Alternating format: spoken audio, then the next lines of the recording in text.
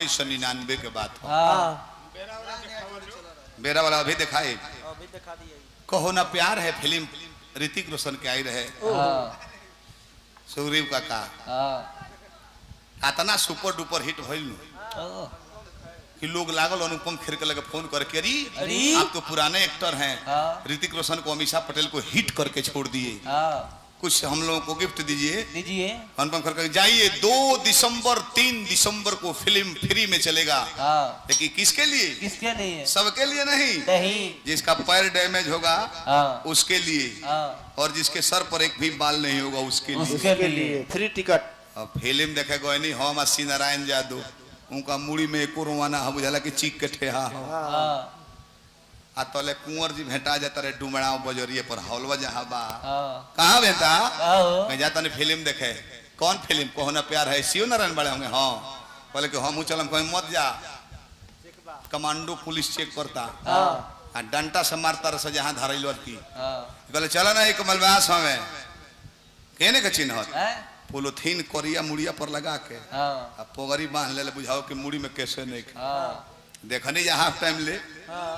half time होल तो अब निकल जाला बहरी निकलनी जा भुजा उजा खैनी जा फिर ढूगनी जा ही दादा अभी 5 मिनट चल रहे फिल्म रिजेश भैया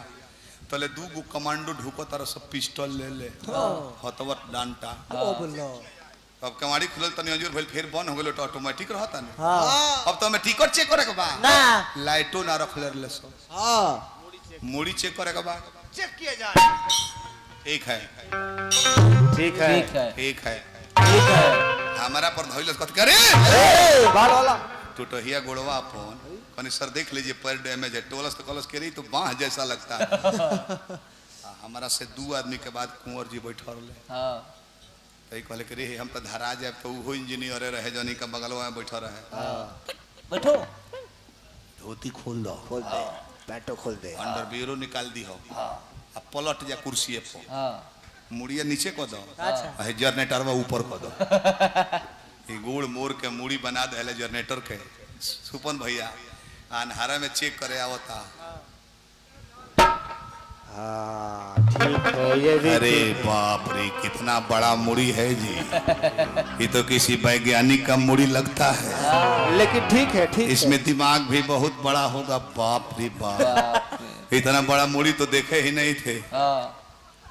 अब तोत रहे तो बनावट भगवान के बनावल हन बीचे अंगुरी पड़ जाता या खुदा तेरी महिमा परम्पार है एक भी केस नहीं है फिर भी कितना सुंदर मांग फटा है इसमें इतना सुंदर मांग सीधा एकदम कल अब कहे नहीं चाहत हम मांग देखते देखते कश्मीर में अंगुरी पड़ जाता अरे कितना फिल्म का शौकीन है